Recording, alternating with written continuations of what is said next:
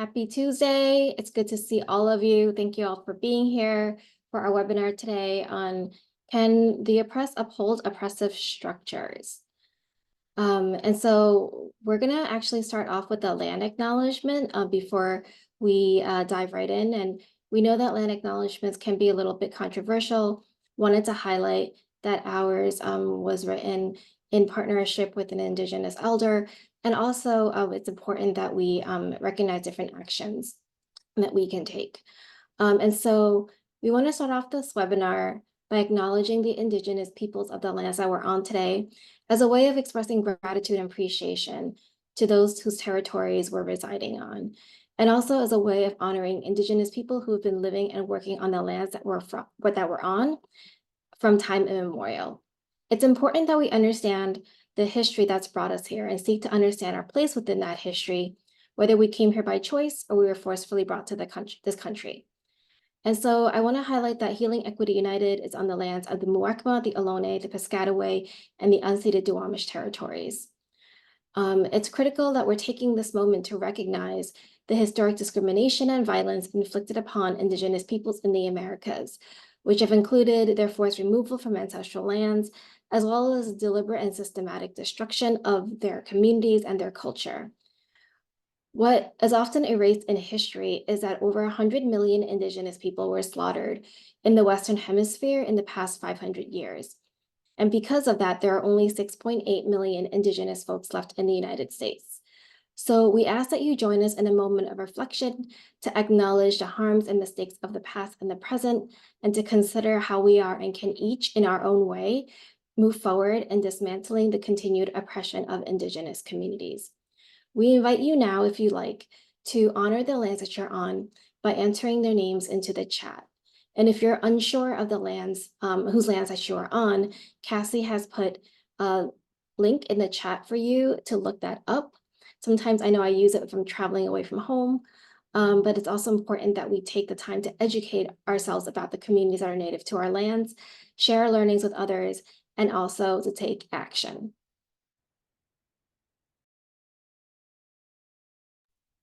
So Healing Equity United would like to welcome each and every one of you. We welcome into this space people of all genders, including people who are women, men, trans, genderqueer, or others, people of African descent, Black, African American, Asian descent, Arab descent, Pacific Islander, European descent, those who identify as Hispanic, Latinx, people indigenous to this land, and people of mixed and multiple descents.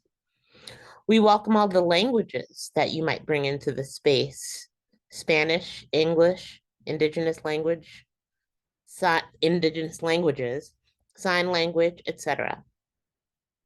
We welcome people of different class backgrounds, including working class, middle class, owning class, or those of us who aren't sure where we might fit on the class spectrum. We welcome people who are currently struggling to get access to resources necessary for survival, like healthcare, adequate housing, reliable transportation, affordable childcare, and people who currently have more access to those resources. We welcome people with disabilities, visible or invisible. We welcome people who are gay, lesbian, bisexual, heterosexual, pansexual, queer, or others for whom none of those labels might fit. We welcome your bodies in the different ways that you experience yours, including chronic pain, strength, tension, etc. We welcome survivors. We welcome people who identify as activists and people who do not.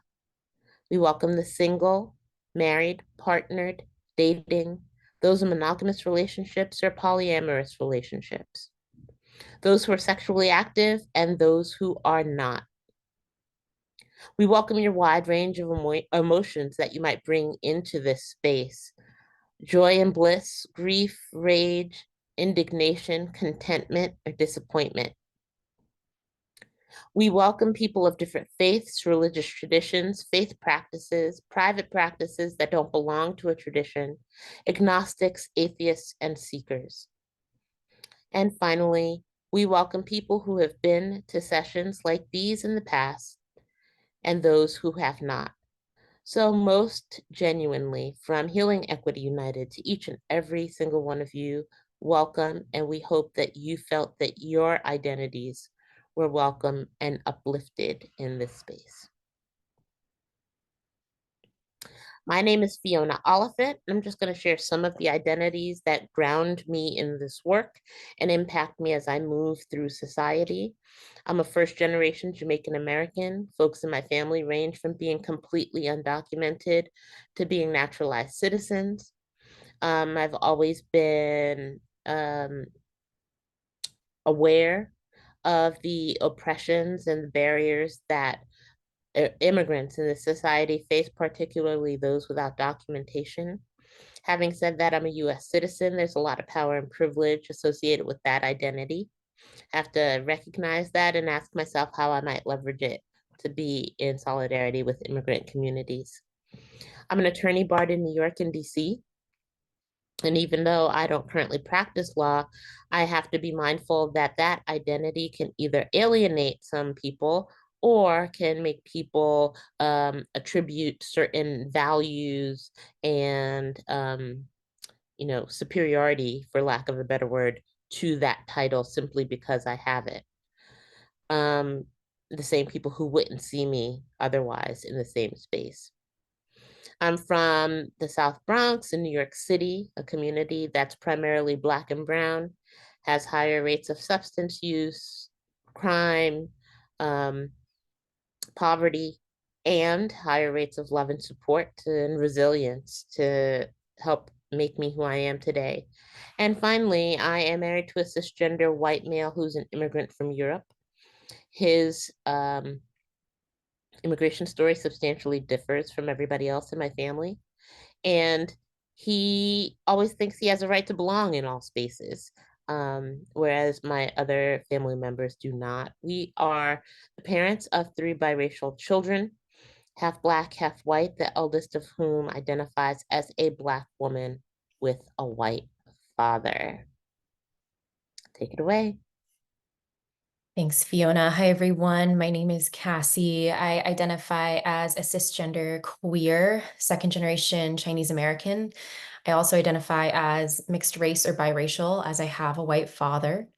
I was born in the state of New Jersey, but when I think about home, I think of the city of Philadelphia.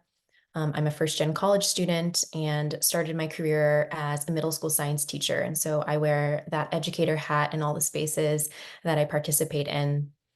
I currently, though, live in Seattle, Washington, with my dog and partner who are pictured here. My partner identifies as a cisgender Black male who's working in housing and homelessness within Seattle. Jess? Hey, everybody. I'm Jess, and I am someone who was born in the British colony of Hong Kong. Parents immigrated to the US because they were afraid of what would happen, that we would lose some of our human rights. And so I actually grew up in New York City, native New Yorker, I would say. And I took ESL classes at a young age. Parents were blue collar workers. I became the interpreter translator for my family, still something that I do today. I didn't recognize that being bilingual, multilingual, was a privilege until I was much older. Because at the time as a kid, I was just like, I just want to play, not necessarily be sitting around doing life skills, being on the phone with folks. But yeah, it's something that I definitely have recognized throughout my life, that it's a privilege. And so currently I am based in Oakland, California with my partner who identifies as a cisgender second generation Asian American who grew up in a wealthy city in the Bay Area. And so we have a lot of conversations about socioeconomic class. We also have a lot of conversations about immigration. We have two dogs. Hanson, who is pictured at the top, is actually my service dog because I live with an invisible disability. And then Kobe, pictured at the bottom, is my pandemic puppy. So that's a little bit about us. We also want to take a moment to tell you a little bit about Healing Equity United. And so Healing Equity United was founded about 5 years ago, essentially after Fiona and I have spent, 35 years in the nonprofit sector. And no matter what positions that we were in, whether it was that we were interns to being front desk staff, to being case managers, working directly with survivors of violence, to being managers, to executive directors, to now sitting on boards, what we often found is that there were very few people especially as in leadership that looked and reflected us and the clients that we serve.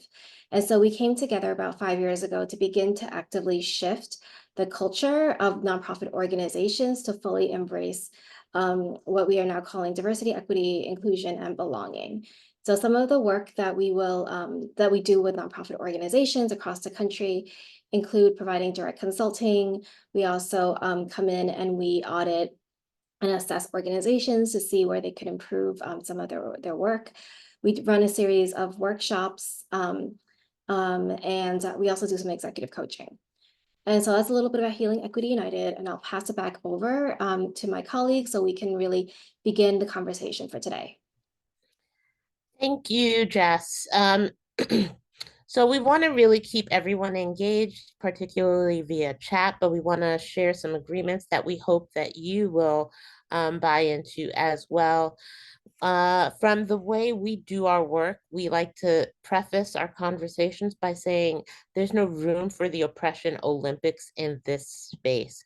We're going to get into discussing oppression Olympics a bit more during our conversation, but suffice it to say right now that from our perspective, all oppression is tied, all of the varied types of oppression, and therefore all of our liberation is tied. So please don't buy into the oppression Olympics. Want this to be a brave space? Can't guarantee safety whenever we have any of these conversations.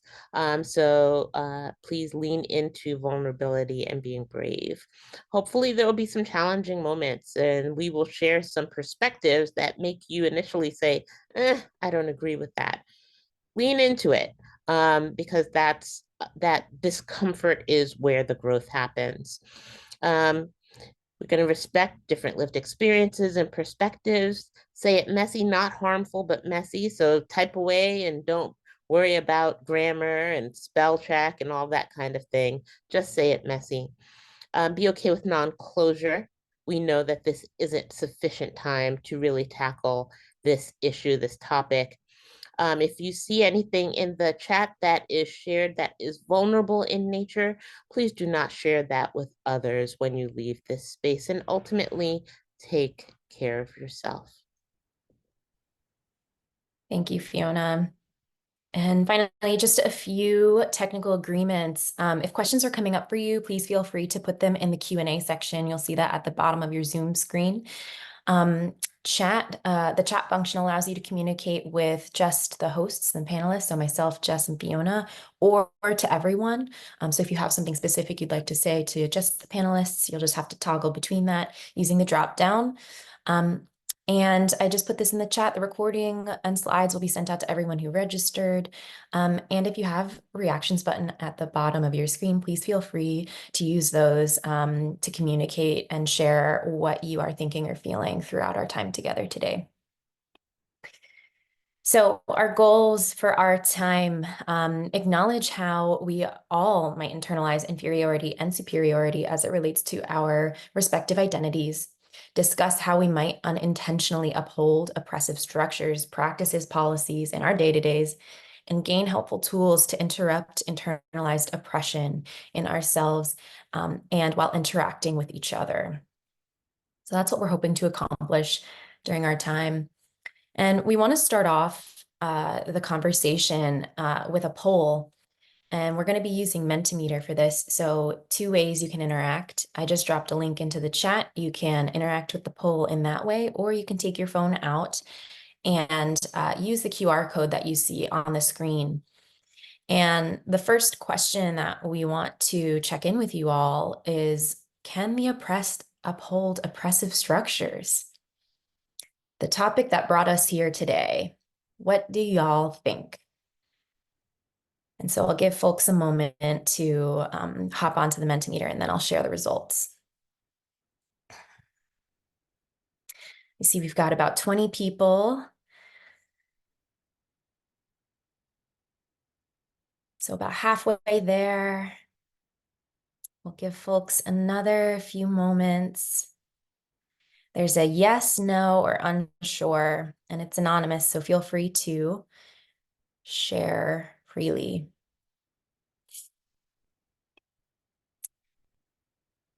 All right. So not everyone has participated yet, but we're going to share as responses continue to come in. So can the oppressed uphold oppressive structures? 26 of us say yes. None of us said no. And then 3 of us are unsure. And so thank you for participating in that poll. Let's dive into the content. And I'll pass it to Fiona to just give some context for our conversation today. Thank you, Cassie. And so, why we wanted to have this conversation is because we recognize that hurt people hurt people.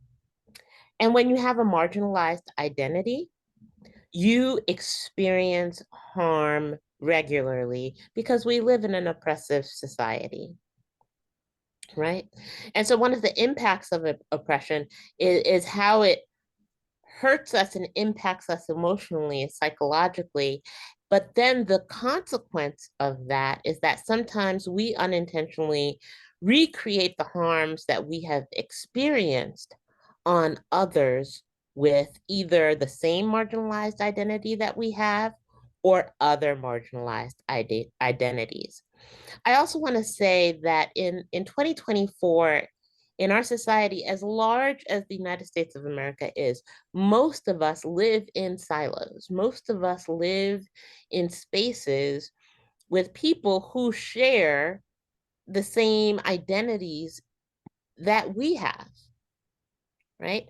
And so we have to be mindful that we are at risk of creating really harmful narratives of those other people who aren't in our silo, right? Those other people who might have different marginalized identities. We might also be unintentionally internalizing narratives that uplift stereotyping, uplift putting people in pigeonholes, right? And then I want to say lastly, we have the image of the crabs in the bucket here, because what we want to do is to disrupt the crabs in the bucket mentality and actions when, the notion of only one of us can succeed. And if you are getting ahead, whoever the you is, we're going to pull you back down to where we are so that we can get ahead, whoever the we is. Thank you, Fiona.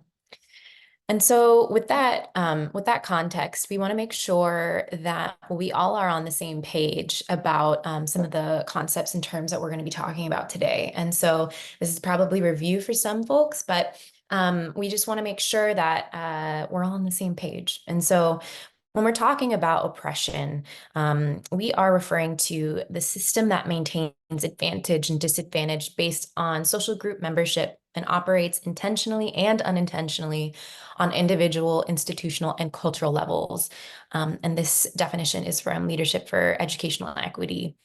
And part of the reason why we put an umbrella image here is because oppression is kind of that umbrella term for multiple forms or ways in which oppression comes into our interactions and as we are kind of moving about our days, right? There's lots of isms, if you will, that fall under that umbrella term of oppression. And so we've listed here some of the forms of oppression, but by no means is this all encompassing. These are just some of those forms, right? Racism is just one form of oppression. We're curious to hear from you all. What are some other forms of oppression that you can think of that are not mentioned here on the screen? And go ahead and put those into the chat. Because again, this is not all encompassing. Adultism, colorism. Yes.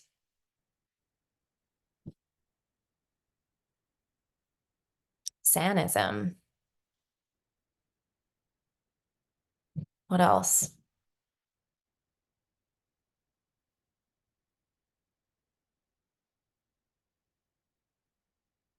No worries, Heather. I'm not entirely sure on the spelling for that either. Any others that folks can think of?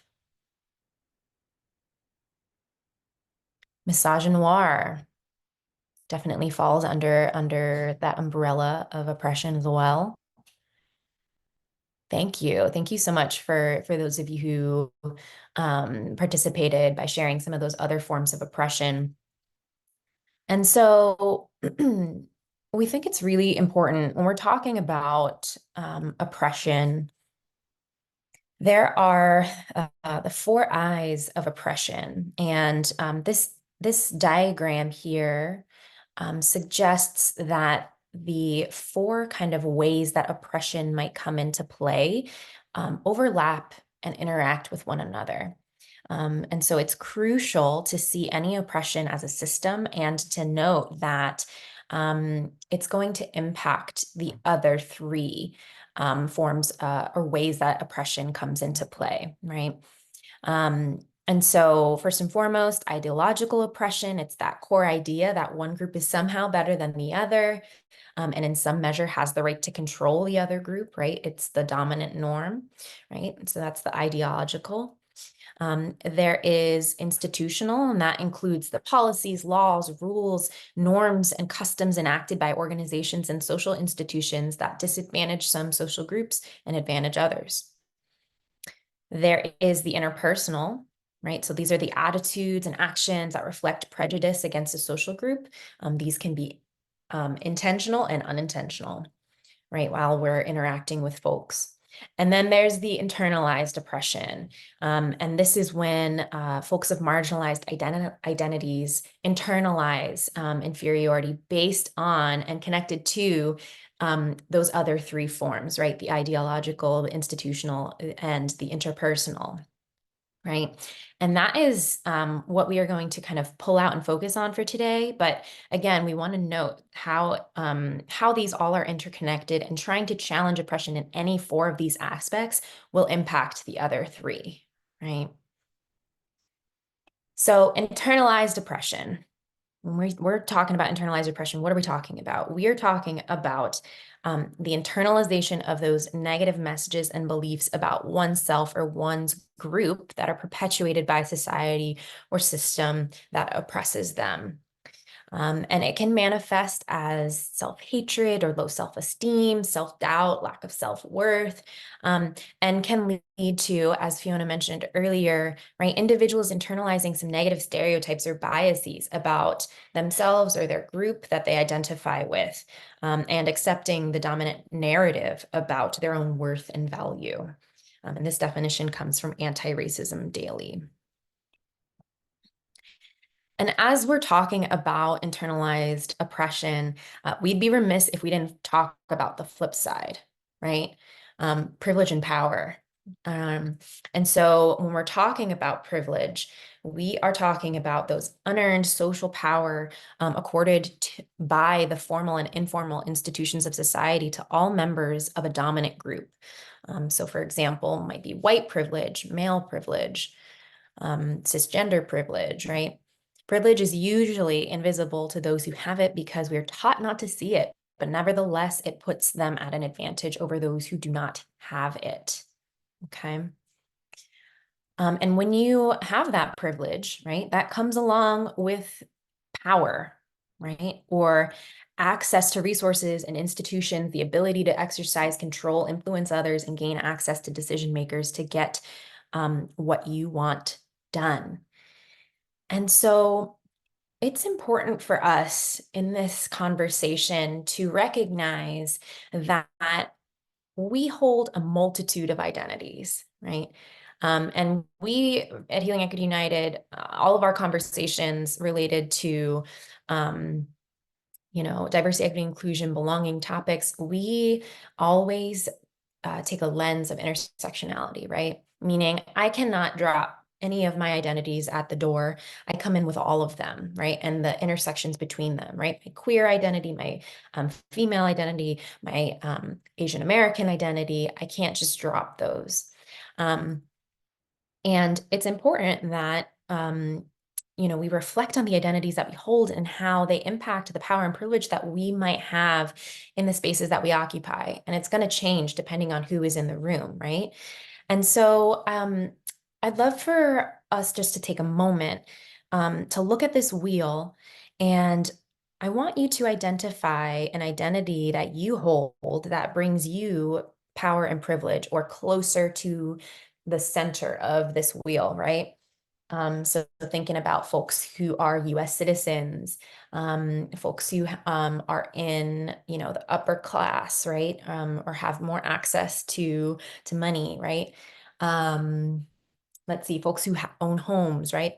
So I want you all to take a moment, identify an identity that you hold that brings you power and privilege, and go ahead and just reflect on that for a second and think about if that surprises you. Is that an identity that you think about on a regular basis? Is it something that you're aware of in your day-to-day and within the spaces that you move through during your week? And so just take a moment to reflect on that. And I want to name too, I forgot to mention this. This is a wheel of power and privilege that is specific to the US, the United States context, right? This might change depending on where we are geographically. And so it's important to keep that in mind. And so hopefully you had enough time just to reflect on that, see if there's anything that was surprising to you in terms of some of the identities that you hold that might bring you closer to power. And we want to now shift gears and talk about, so how does this get internalized? How do we internalize, that oppression and maybe some of the privilege that we might have, right? This is, these norms, right, are, as Fiona mentioned earlier, they're the waters that we're swimming in, right? And they've been historically constructed and they're systemic, right? It's not just personal or individual. And it penetrates every aspect of our personal, institutional, and cultural lives, right? We can see it in the news, we can see it in social media. If we're not paying close attention, we might not see that, right? As we're scrolling through Instagram or moving through TikTok, whatever we might be interacting with. It includes prejudice against oppressed groups in attitudes, feelings, and behaviors.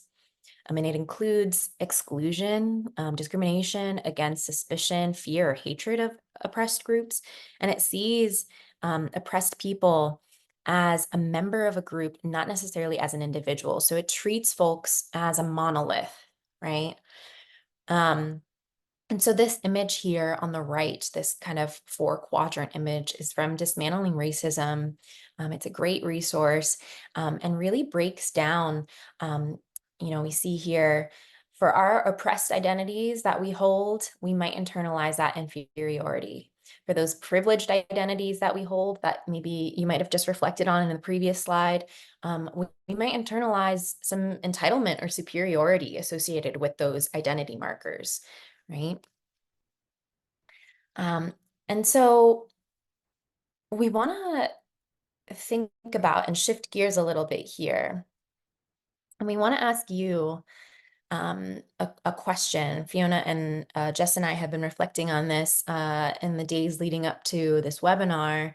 And we can certainly think of a number of examples of the ways that marginalized folks might externally uphold oppressive structures, either knowingly or unknowingly.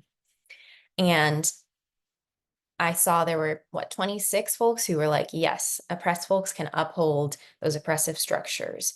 So how does that manifest? How does it show up? And specifically thinking maybe about the workplace, right? How does that show up in your day-to-day in the workplace? And so we're going to be using the same Mentimeter. And so I'll drop that link again in case that got lost in the chat, or you can use the QR code here and use your phone. And instead of a multiple choice, this is going to show up as an open text box, and you can submit multiple responses, and it's completely anonymous. So we're going to give y'all a few moments to submit those responses, and then we'll read some aloud.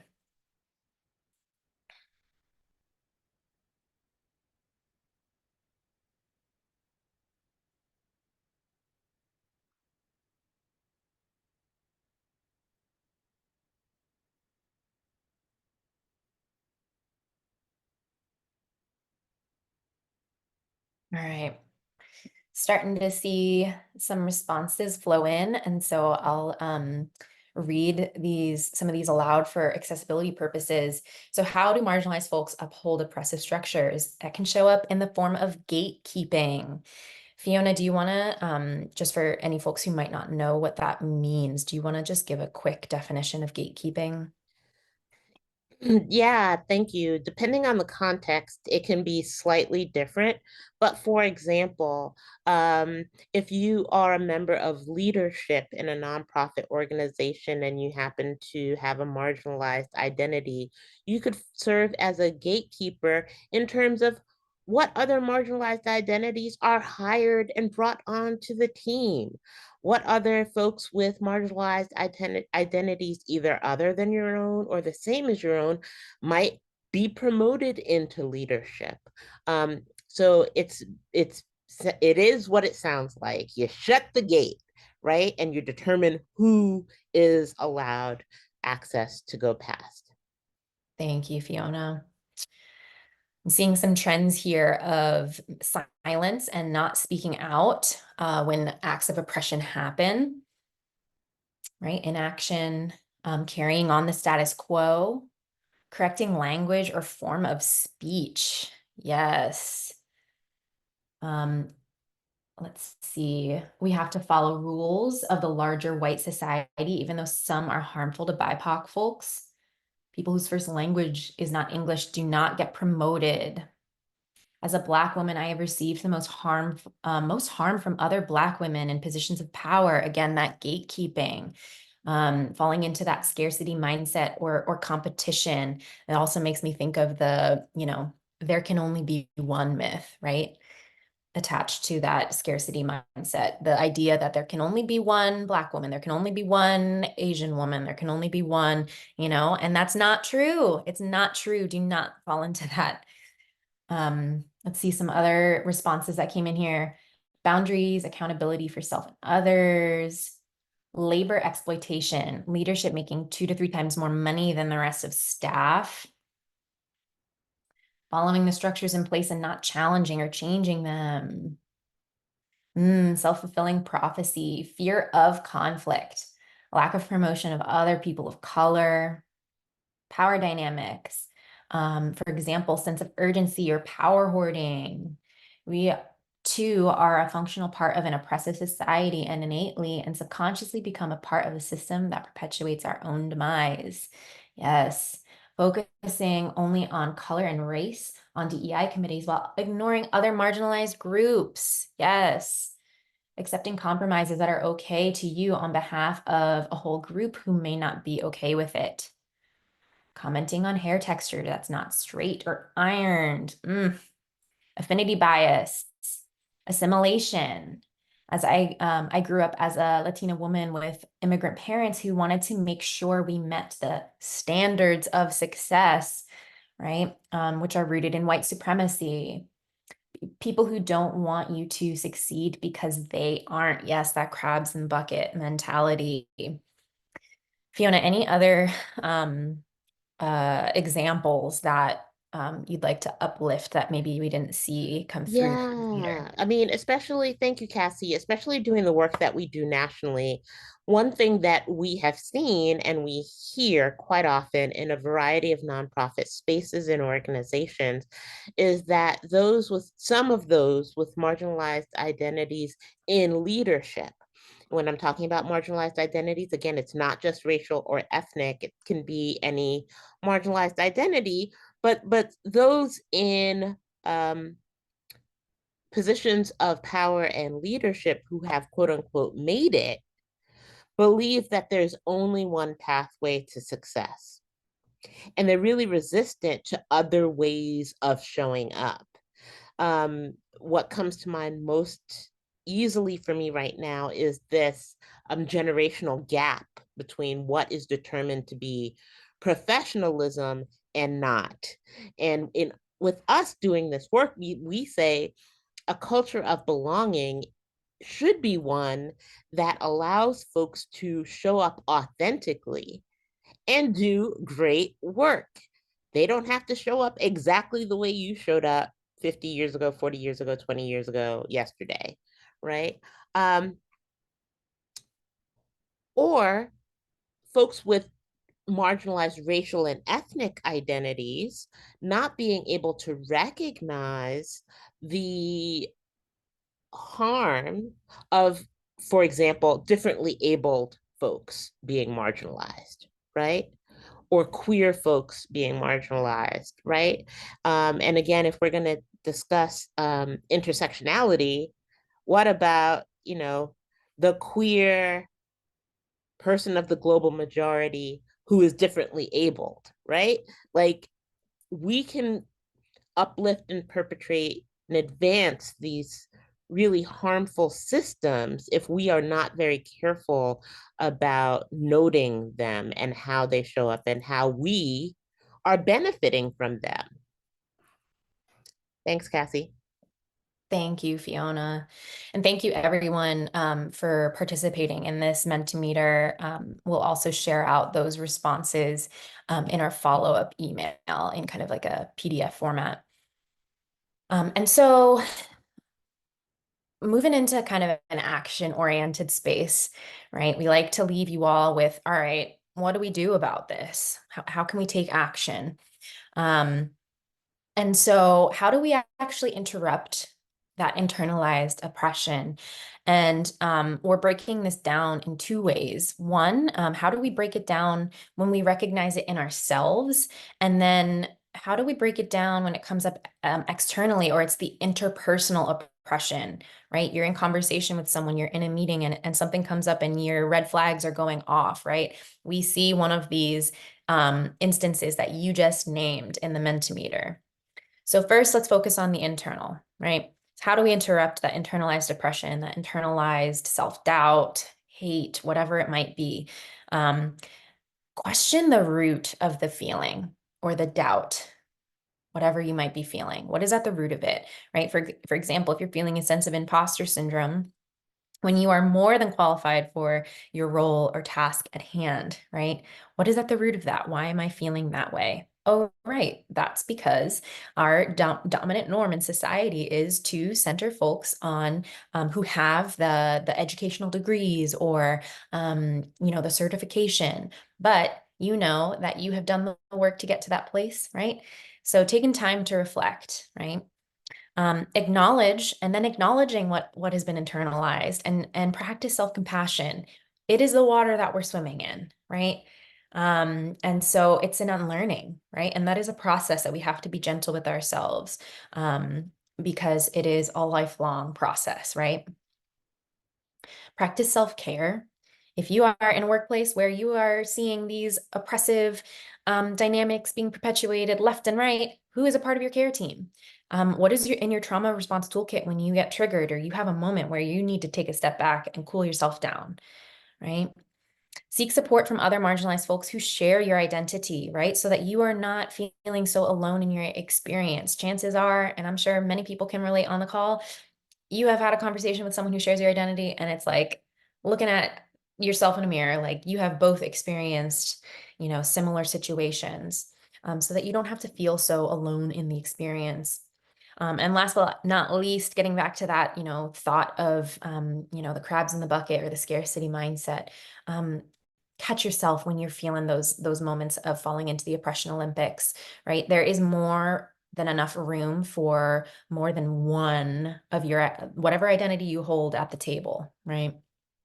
And then on the flip side, when we are noticing that interpersonal oppression come up, we wanted to give you all some conversation starters. And this is not generally this list that we see here for both of these. It's not all encompassing. This is not the only way to kind of address it, but we wanted to give you all some potential conversation starters to be able to interrupt. Tell me more about why you think blank, right? asking it in a calm way. Just tell me more about those thoughts that you just brought up into the meeting, right? From my experience or perspective as, a queer Asian American woman, this is how I've experienced XYZ, right? Whatever identity that you might be sharing with someone who brought something into the space. I'm curious, what was your intention when you said blank, right? This is what I understand you to be saying or doing. Is that accurate? Am I understanding that was your intention, right? Why do you think that this is the case? Why do you believe that to be true? What is making you most fearful, nervous, uncomfortable, or worried? Because more often than not, a lot of these oppressive practices and behaviors that get perpetuated are rooted in that sense of fear and power hoarding, right? So hopefully this is helpful. Maybe you can take away a few of these practices from each of the columns. And we'd be remiss if we didn't name, any of the potential costs for interrupting internalized oppression, right? Because it is the norm. And especially if you are having those moments of interrupting those interpersonal oppression examples, it can come with a cost. And so, Fiona, I'll pass it over to you to talk about this. Thank you. So again, when we are talking about disrupting oppressive systems, even though we have identities that are also impacted by oppression, it is really important that we are aware of the potential costs. What comes to my mind most recently is Coach Dawn of the winning team, right? Over the past couple of days, she was asked in a news conference recently, right before the big game, how she felt about trans women being on basketball teams, college basketball teams. And she was like, you're an athlete and you're a woman, come on, let's do it. And she was expressed steadfast support for the trans community. And at the end of her answer, she said, and now let the floodgates open and all of the criticism and attacks begin, because she knew that that's what was going to happen, right? And so that's the first bullet, that by standing up and interrupting these systems of oppression as a person with marginalized or oppressed identities yourself, you may become the target of retaliation, right? You may be ostracized by folks who look like you, who have shared identities that you do, right? You might find that your advocacy is ignored or ineffective because you yourself have a marginalized identity, right? And then last but not least, well, there are many, many more, but we didn't want to overwhelm you with the number of costs. But especially in the workplace, you might be labeled the disruptive or problem staff person, right? So we didn't want to raise this topic and urge you to take action without at least being honest about the flip side of this work. Cassie? Thank you, Fiona. I love that example that you use. It's a great and timely example. And at this point, we want to transition into Q&A. And so if you have a question that you'd like us to address, discuss, go ahead and open that Q&A section. And you can ask a question anonymously if that's what you prefer. But this is the time for you all. So what, content or questions did we not get to in the content already that you'd like us to address? And so we'll give y'all a moment to put those into the Q&A. You can also, if you can't find the Q&A button, you can also just put them into the chat.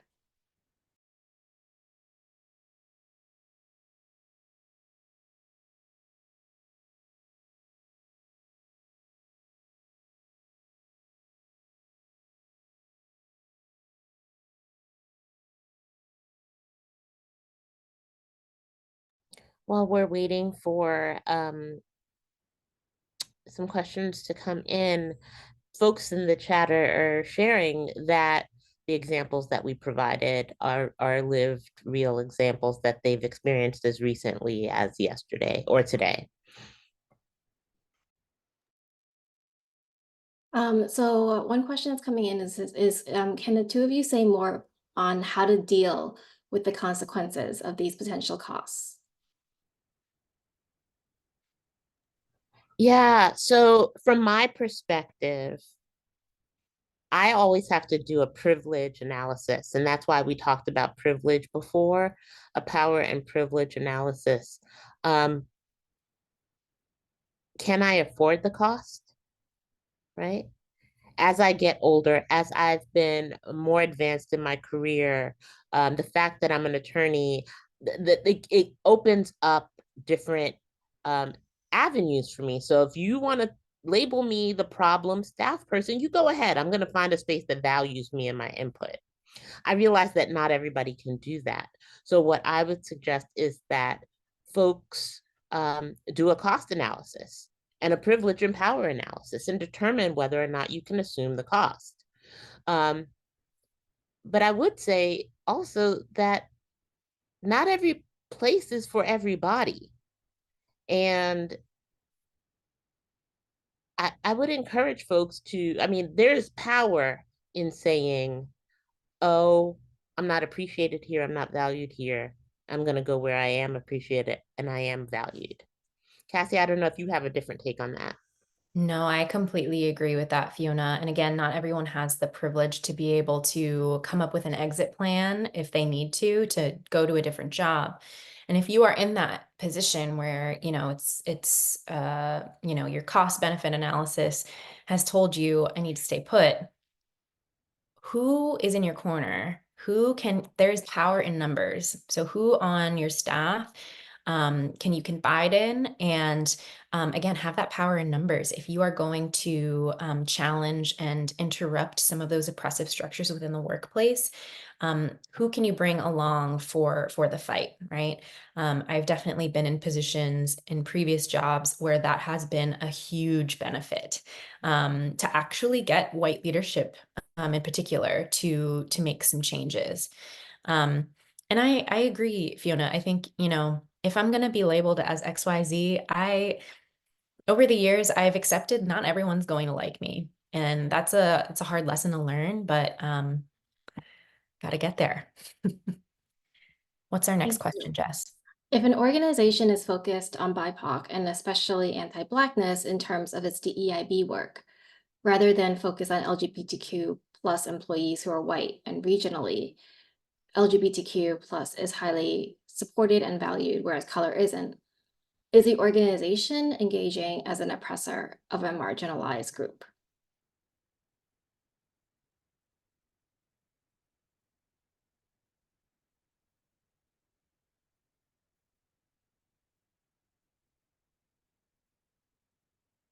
I think it sounds like Fiona's rereading. So Cassie, do you want to answer first then? No, I was also rereading this question. It's a packed one. I think the first thing that comes to mind for this question for me is what Fiona named at the beginning of our time together. Our oppressions are tied, and therefore our liberations are tied, right? We can't just focus on one ism in the hopes that the rest of the isms are going to be addressed, right? And so, obviously it is so crucial and important to address anti-Blackness and the ways that anti-Blackness shows up in our organizations, and that there's a difference between, simply doing anti-racism work and anti-Black work. If you're curious, we have a recorded webinar to check out on that. But if there are specifically employees of the LGBTQ plus community that are feeling that their voices are not being seen and heard, that is an issue, right? We can't just focus on one group. That's my, I think, initial response. Fiona? Thank you. After I reread it, I agree with what you're saying. But I will also say that at Healing Equity United, when we assist organizations in creating a DEIB action plan, we acknowledge that we can't do everything all at the same time. Organizations simply don't have the resources to do that. And so it is okay to prioritize certain components of the work, but not to the exclusion and further harm of other marginalized groups. I hope that clarifies. Great, thank you. I'm going to move to a question actually about one of your favorite topics, Fiona, and that's implicit bias. And so, what are some good methods to personally identify our privileges? For me, I find it difficult as a triple minority in most environments that I'm in, acknowledging that we all have implicit biases naturally. So, what are some good methods and ways in which we can identify our privileges? Cassie, do you want to talk about the wheel? Yeah, normally when we have more time during a topic like this, we'll do an axis of power and privilege, and we'll have y'all fill out your own personal access based on your identity markers. And so I can drop a link in the chat for you all to explore that. And it really gives us an opportunity again to focus on some of those identity markers that we might not think about on a regular basis, or might not even think that is associated with power and privilege. But in reality, it does. And it's an area that we could potentially leverage, right, to be in solidarity with others. I don't know, Fiona, you want to add anything to that? Now, I will just give one example. We were recently running a space where a, a Black female participant paused after doing the activity that Cassie just mentioned, and she was like, wow, because this person is fairly young and able-bodied, was like, wow, I didn't recognize all of the privilege associated with my youth, my age, and being able-bodied. And it's not about a weighing of harm or privilege or oppression. It's simply an acknowledgement of there are certain identities that we have that open more doors for us um, than others. And it is I think, a helpful exercise for each of us to, just do a privilege scan so we understand how we're showing up and how we might be perpetrating harm on others. Right. So if I went into an organization and I'm a snooty patootie attorney who's looking down my nose at everybody, even though they might be Black women, and I'm like, oh, I can't deal with them because I'm an attorney and I'm so important, that's problematic. And I need to check that. Right. Anyway, I'll go on for that forever. Yes, you will. So I'm going to move to the next question. How would you address betrayal blindness in professional settings? For example, oh, sorry, also known as owner does not believe or chooses not to see.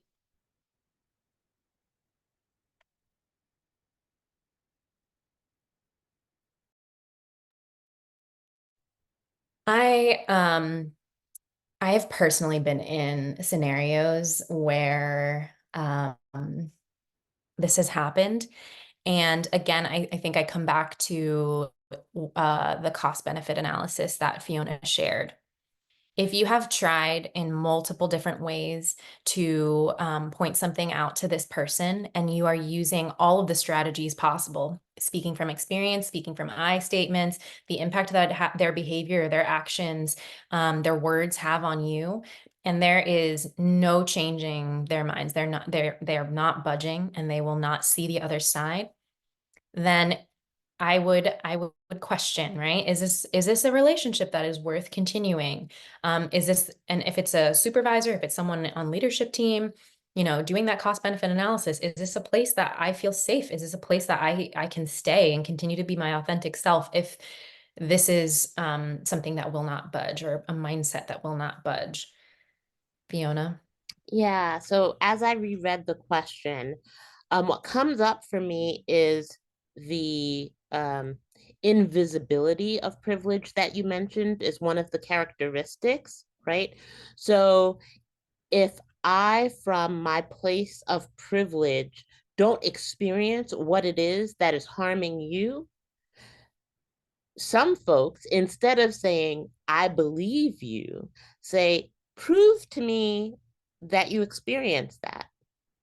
Are you sure you did? You might be overreacting. Oh, don't be so sensitive because from my place of privilege, I'm not experiencing it. It's invisible to me. So I just wanted to add that as one of the natural characteristics of privilege, and say to to back up what Cassie just said, it's like put only so much energy into that, and if they are still willfully ignorant, not ignorant, willfully disregarding what you are bringing to the table in terms of harm, exit stage left. All right, thank you. Can someone experience discrimination based on a personality type? So, for example, being extroverted, youthful, and lively seems to create a stereotype of its own that assumes that I'm not equally professional. Yeah, I don't know that I would call it um, discrimination per se, but I would say that there is a norm that has been established over the past several decades, 100 years, of what professionalism looks like and how it might show up. And so being lively might not be deemed to fall within that norm. Um, yeah, there's not, I mean, if folks are going to be upset with how you we always talk about cultures of belonging are being places where you can show up authentically. And if you can't show up as your authentic, lively self, I mean, that is problematic for me. Anyway. Thank you. Thank you everyone for the questions that created this rich discussion. Thanks for submitting those in the chat and also for being vulnerable and asking. We want to be respectful of time, and we also want to just take a moment to get your feedback so that we can continue to improve the webinars and meet your needs that you have for this time that we share together. And so thank you all for being here for today. We appreciate you taking the time out of your day to join this webinar, and please share your feedback with us. You can either grab the QR code that is here on the screen, and we will also be sharing a link in our follow-up email for you to share feedback as well. And so with that, thank you all so much for being here. Thank you.